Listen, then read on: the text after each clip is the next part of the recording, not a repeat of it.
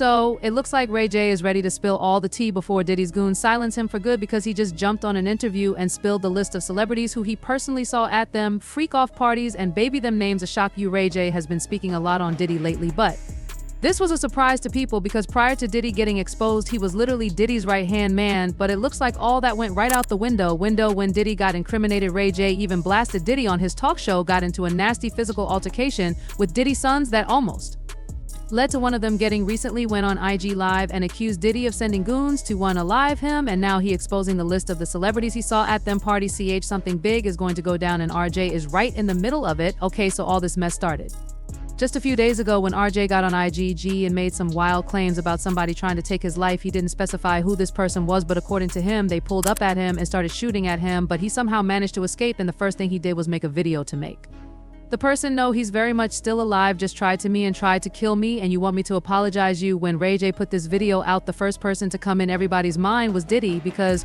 prior to this, Ray J had gotten into a very nasty feud online with Pastor Jamal Bryant about some of the comments that he made in an interview with him about Diddy that he no longer wanted Pastor Bryant to put out. However, Pastor Bryant, Ray J was not backing down, and despite the immense pressure, he was determined to release that video. His resolve was such that he even went as far as threatening physical harm to Pastor Jamal Bryant if he attempted to release the footage without his consent. This act of defiance wasn't just about the video, it was a reflection of Ray J's deep fears. Many believed that the intimidation he had experienced from Diddy earlier had left him terrified. The severity of Diddy's actions made Ray J believe that the release of that video could provoke him even more, potentially leading to a dangerous escalation. The last thing Ray J wanted was to push Diddy into a position where he would feel compelled to finish him off for good. In the midst of all this turmoil, Ray J's thoughts turned to Pastor Bryant. There was no ill will toward him personally. Ray J even expressed admiration for him and sent out shout-outs to him and other figures like Von Alvarez. However, there were boundaries that had been crossed, and Ray J wasn't afraid to express his discontent. His frustration wasn't about the religious space he was in, it was about being put in a situation that he felt violated his rights and his sense of security. He made it clear that if anyone decided to play that interview, especially the moment where he was yanked off the pulpit, it would be a huge mistake. Ray J didn't believe it was a harmless or acceptable situation. He saw it as an overstep, a breach of trust, and an injustice that had been done to him in a place he thought he was safe and protected. He was firm in his stance, saying that he didn't care who it was, whether the person was involved in the religious community or not. There was a level of respect and decency that needed to be upheld. People should be courteous, especially when it comes to handling others with dignity and care. Ray J's demand was simple: don't put people in situations that make them feel exposed, uncomfortable, or unsafe. A place like the pulpit, meant to offer refuge, should not be the scene of personal embarrassment or public humiliation. He was speaking out because he felt wronged, and he was determined to ensure that others didn't have to go through the same mistreatment. At this point, Ray J wasn't just speaking in anger, he was signaling a deeper issue that needed resolution. He wasn't threatening, but he made it clear that there would be serious consequences if the situation wasn't addressed. "We need to work it out," he said, implying that if things weren't handled properly, the fallout would be inevitable. Ray J was holding his ground, but also calling for dialogue, a conversation that could restore some level of peace and understanding. However, the tone of his words made it evident that he was unwilling to let this matter slide without the necessary discussions and agreements. It's hard to ignore the bigger picture though, and some felt Ray J might have been more focused on confronting Pastor Bryant when he should have been looking in another direction. Instead of just worrying about a personal fallout with the pastor, many suggested that Ray J should have been focusing his energy on contacting TMZ to prevent the release of the documentary they had produced about Diddy. The timing was crucial. While all the chaos was happening with the pulpit incident, TMZ had dropped a documentary that also featured Ray J, where he was spilling sensitive details about Diddy. It was like adding fuel to the fire, and people believed this could be the catalyst that pushed Diddy over the edge. The last thing Ray J needed was to provoke Diddy any further. If anything, the documentary was far more dangerous than any pulpit confrontation. The public revelations, the tea being spilled, and the way it could make Diddy feel exposed were real threats to Ray J's well-being. This documentary could make Diddy even more determined to get Ray J. That was the bombshell that could have detonated everything. Ray J needed to focus on stopping that from hitting the airwaves, but instead his attention was consumed by the personal battle with Pastor Bryant. In hindsight, some questioned whether Ray J had truly understood the gravity of the situation he had found himself in. While his anger and frustration were understandable, he had inadvertently shifted his focus away from the real threat and allowed the situation to spiral into something far bigger than he might have anticipated. was in his documentary. In the documentary, Ray J claimed that he attended several of those parties a couple of times and he saw a whole lot of high-profile people, and them celebrities were having the time of their lives in them dark rooms. When he was asked to name drop the exact people he saw, he was a bit hesitant, but according to him, he felt like just by saying this alone, he already said too much because them people were going to come after him. Apparently, they've already been reaching out to him to remind him to keep his jaw shut, and this documentary was just going to drive him up even more. Oh, but it gets much worse. TMZ also got in contact with one of the women who was hired for one of those parties. She allegedly saw underage kids in there as well and getting touched inappropriately without consent. She said she initially thought that the kids were people with dwarfism because she couldn't believe they would bring actual kids in there for something like that. You've just described, is that going on now? Yes. They want to talk to me. They want to talk to me about what happened to them. They call me. They feel like they can trust me. Wait a minute. Calling you for what? Calling you for what? Because they want to tell me about certain things that happened with them and Diddy. Ray, I want to make sure I understand this. Are these high-profile people calling you because they've had some affiliation with Diddy that they don't want to come out and they think you might be the vessel for it coming out? Is that what you're saying? Yes, that's exactly what I'm saying. And I don't even know why I just said it, but I said it, so what? Now they gotta be mad. Come get me. Were they specific about what they did with Diddy? I don't wanna say. I think I said too much. I was at I believe to be one of P. Diddy's freak-offs. Are those midgets? Because people were it's people over them, like it's people trying to hide what they're doing. Adults who are little people, or are you talking about minors? Am I gonna get in trouble? I don't want to say I witnessed any of that crazy stuff, but we all have common sense. Little people that's not supposed to be there. You're talking about underage people.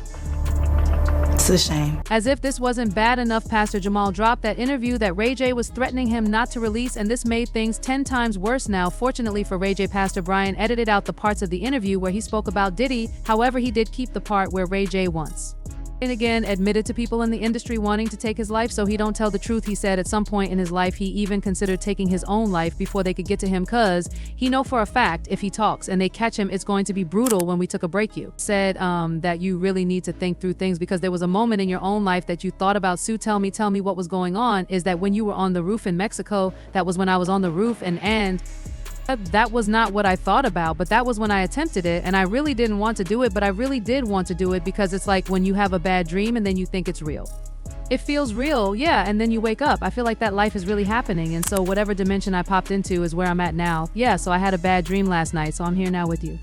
I think what happened last night in my mind happened, so if they're having a funeral for me in the other dimension, there probably are no, you going to live, you got years to go, I'm living here. Yeah, I wanted to interview to go a different way. I didn't know how to enter with in the begin, we just and yeah, they did, because like, damn man, like I cannot get away from him. So like, since I can't get away from him, why not just jump in? Yeah, it's the bravery of your truth, and truth sayers always, I'm a lie. No, you speaking truth today? No, because I might not be able to put this up. I'm still a liar. Yeah, I've lied about my whole life, Mitchum. Yeah, I'm a liar unless I say these people did this to me. They're very bad people and they've been controlling me this whole time, just like the National Syndicate and all these people.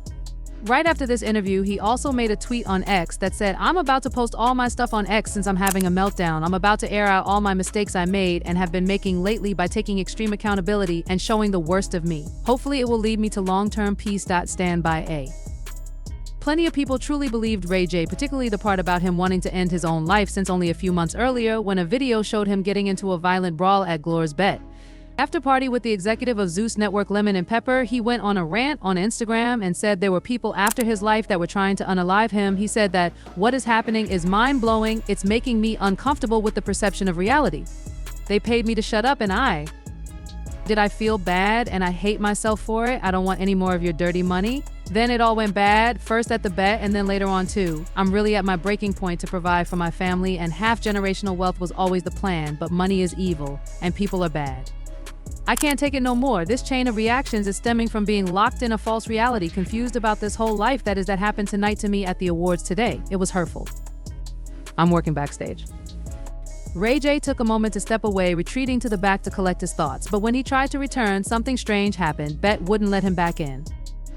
He wasn't sure why they were blocking his entry or who they didn't want him to see, but the whole situation felt off, like something wasn't right. It left him feeling uneasy and more disconnected from everything happening around him. It was a bizarre moment, one that added to the mounting sense of frustration he had been carrying for a while. He couldn't shake the feeling that he was being shut out in a way that wasn't just about the show, but something deeper.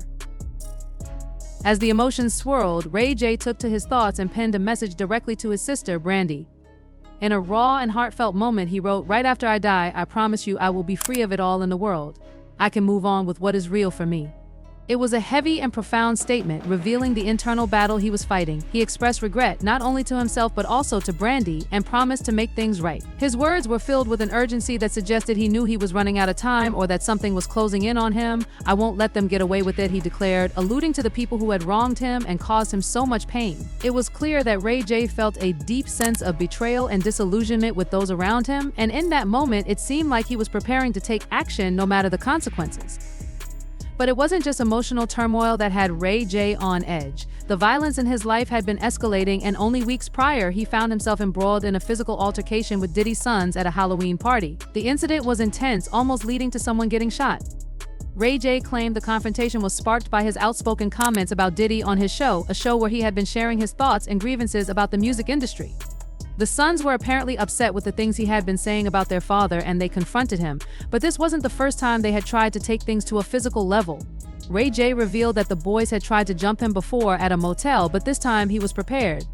"I was strapped and ready to pop somebody," he said, making it clear that he wasn't going to let anyone disrespect him without consequence.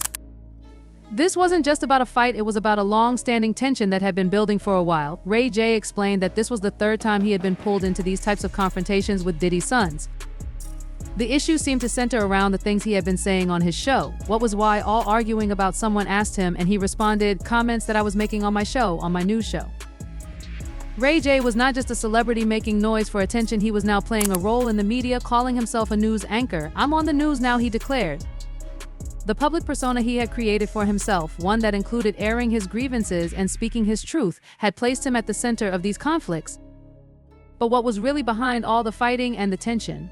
For Ray J, it wasn't just about Diddy or his sons, it was about something much deeper, something that was affecting the entire industry and society at large.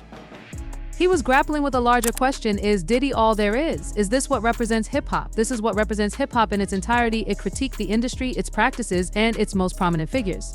He wasn't just questioning Diddy's influence, he was questioning the very foundation of hip-hop and what it had come to stand for.